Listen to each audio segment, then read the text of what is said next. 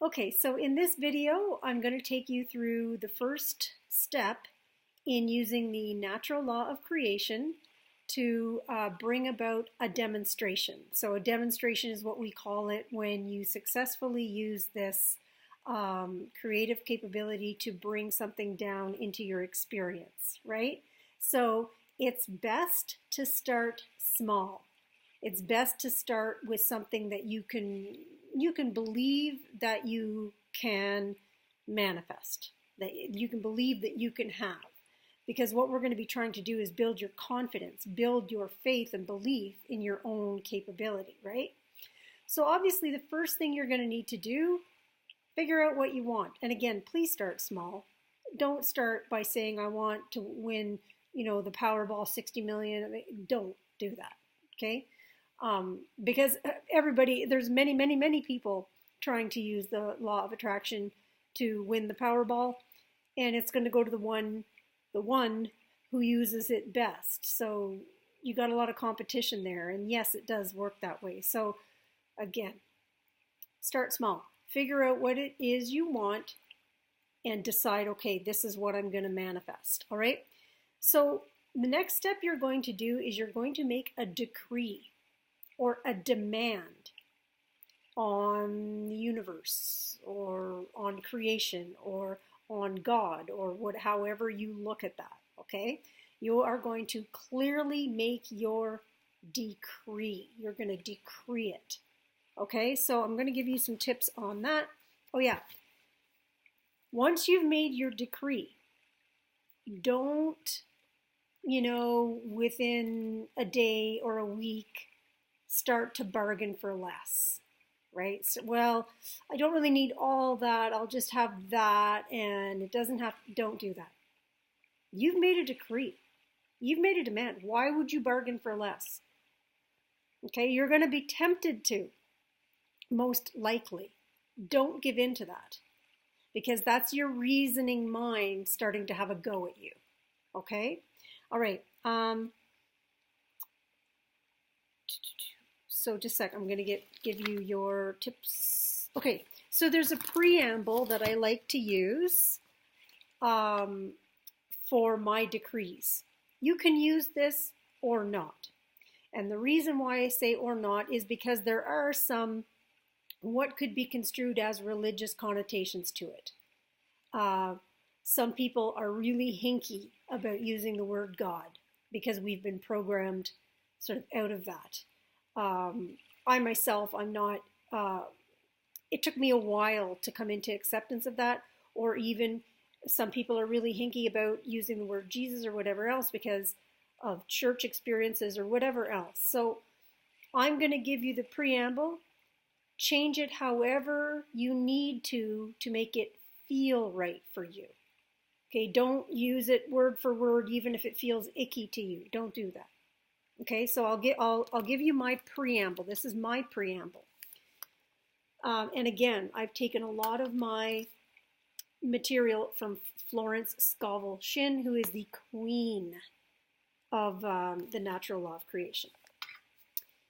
In the name of the beloved, mighty, victorious I am, presence of God in me, my own holy Christ self and the holy Christ selves of all mankind, I call to Jesus Christ, Saint Germain, Omri Tas, the violet flame, the entire spirit of the great white brotherhood, all the ascended masters, all the angels, archangels, higher angels, elemental life, fire, air, water, and earth, and my own beloved body elemental as I decree.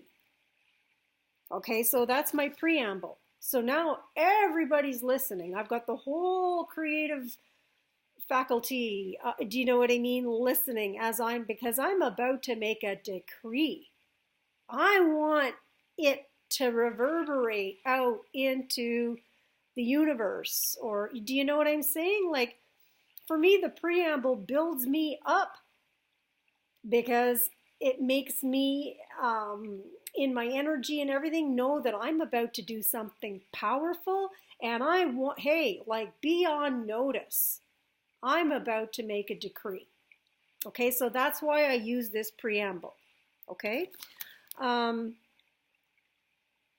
Okay, so let's. I'm going to use something that I'm wanting to manifest, and I'm going to plug it into the decree so that you can see what it sounds like. So, in the name of the beloved I am, presence of God in me, I give thanks for this perfect new relationship with the perfectly compatible and loving mate for me. I give thanks that this is already accomplished in spirit. I consciously accept this as manifested in my life right now, according to God's will. Thank you, Father, Mother, God, that you have heard me. Okay, so first you do the preamble, then you make your decree, and that is a good way to make your decree. I'll give you some other ones.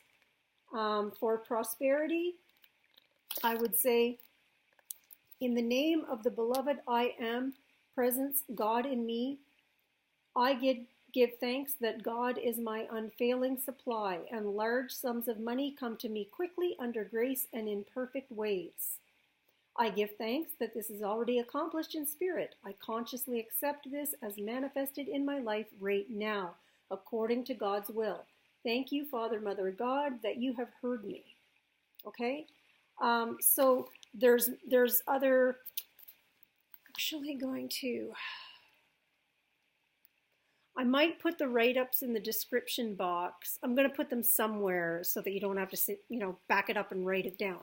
I'll write it down for you so you can copy it. But so those would be two main ones, love and money, right? We all want love and money, right? So anyways, so after you decree, you're going to want to repeat that. Yeah, here it is. So here's the tips on actually what to do and how to make it once you've got it written down. So again, I'm going to put, probably in the description box, I'm going to put the preamble, and I'm going to put one or two of the actual decrees. Okay, now I'm going to tell you how to do it. Okay, sit in a chair, feet flat, palms on your thighs. Take 3 deep breaths and hold each one a few seconds before exhaling slowly between pursed lips. State your decree out loud in a slow pace so that each word sinks into your consciousness.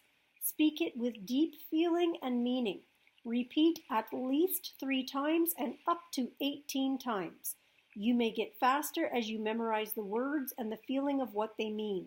The statement should be made over and over and over, very preferably audibly and with determination. Do it daily for many days and always give thanks that this is accomplished in spirit, and then seal it with, you can seal it with Om. Put an Om in there because there's something about the frequency of that word that is creative in and of itself. That's why everybody is Om, okay? So that's what you're going to do. You're going to use your preamble, or you are going to amend that preamble. Take parts of it, take none of it, whatever. Put in there what feels good for you, okay? Because I get that sounds very religious-y, and that might not be comfortable for a lot of people. Then you do your decree in the format that I suggested, and you do that all the while, right? Feet planted, right? With determination and repeating it, right? So you've got it written down. Take it out every day and repeat it over and over again. And actually, one of the things that I do, I'll do my decrees, I tape them, I play them on a loop, just loud enough for me to hear them as I sleep. Because when you're in, the different wave patterns of the sleep-wake cycle, you become very, very suggestible. So that's where I'm going to want to drive in there past the reasoning mind and get into that subconscious where those programs are laying deep within. Okay, so I do that every night, and it works. I mean, you're reprogramming yourself is what's happening. Okay, so All right, so that's all I have for that, except I would like to give a quote. This is such a powerful quote from Florence Scovel Shinn, and I mean in this one quote, it really says it all, and it's words to live by. So here we go. Man unafraid is God. When we can wish without worry, we can have anything. The only thing that stands between us and our desires is fear, is programming, faulty programming, and worry and fear. That's all. When you can wish without worry, every wish will be granted to you. And again, the quote, man unafraid is God, has the creative faculty of God. Jesus Christ, and don't think I'm a blasphemer. I'm probably going to get Bible people telling me that I'm terrible for suggesting that, do you know what I mean, that I'm a creator. I don't care, honestly. Again, I take you back to the Bible. If you want to be like that and you're really about the Bible and you're going to quote me stuff and tell me I'm terrible, Jesus, all these things I do, you can do and more.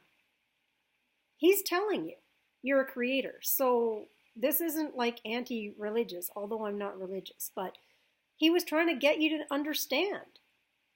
He was doing miracles all over the place because he knew. He was trying to tell you. He was trying to have you overcome your programming. And wasn't there that one where one of his disciples walked on water? Because Jesus walked on water and he sort of borrowed his faith for a moment from Jesus, and he was actually able to walk on water until the reasoning mind kicked in. A sliver of doubt kicked in. Boom, he's in the water, right? That's what happens. You know, when you're doing this work, the reasoning mind really is your enemy. It really is. And that is why in school, they teach children to reason out problems, to do math. Because that math itself will teach you a belief in lack. Right? Instead of telling children that, if they can imagine it, they can have it, that they are divine creators, right?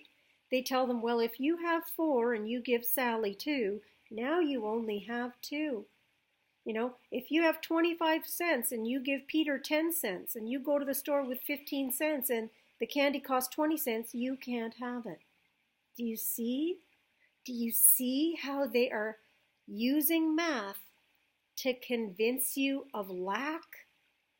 Right? They're using your reasoning mind. They're putting these seeds in your reasoning mind to say, well, logically, I can't afford a new car because logically I make this much money, I owe this much money, I don't have this, so I know I can't have a new car. Well, they got you. Do you see that programming? And when kids are in school, what they do is with all the memorization and the math and everything else, they're growing up. They're expanding the left side of the brain while having the right side of the brain atrophy.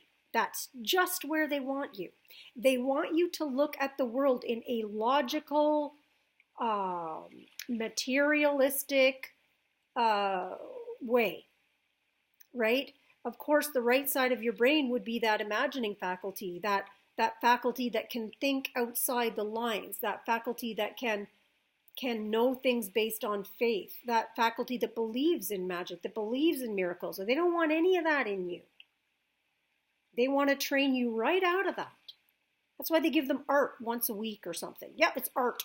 You cut some construction paper, stick it on. Yeah, we're done. Okay, back to the math. Back to the memorization. Oh, they want you to rely on your reasoning mind. And I'm telling you, in this work, the reasoning mind is your enemy. It's going to talk you out of everything if you let it.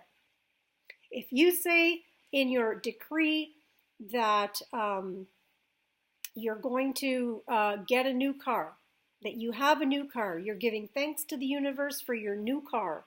You're so grateful for your new car, right?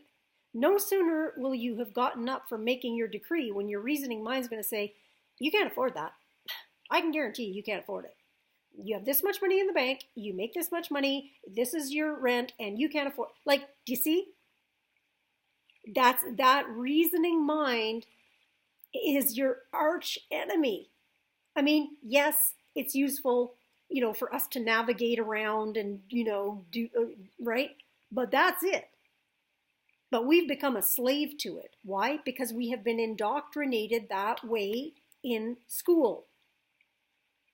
Okay, that's why they do that. Anyways, I've gone off on a tangent here, but I'm going to leave it in because sometimes that's when I do my best work. So anyways, I'm going to put the preamble and the way of decreeing in there, and with, sitting feet flat and everything else, and the repetition and the determination. Reclaim your right as a creator. You have every right to have a wonderful life, to have everything you ever wanted, to have peace, love, abundance. It's all yours. And the minute you desire it, you've created a thought form that actually exists in the fourth dimension. All you have to do is maintain your focus on it, and it'll drop into the third dimension. And I say all you have to do because it is difficult, but it's not impossible. And once you start to understand this work, and once you start to really look at it, this will build your faith in your abilities. And that's why I like you to start small, so that you can make a demonstration, right? Which is you can successfully manifest something. I call it a demonstration, so that you can make demonstrations. And for every demonstration you make, I'm getting this. This really works. This is who I am. I am a creator. I am able to have these things, right? So that's all I have for today. Again, I got way off on left field, but it's all pertinent, it's all important, and it's all stuff you need to know and contemplate. Think about it. Okay, see you next time. Bye-bye.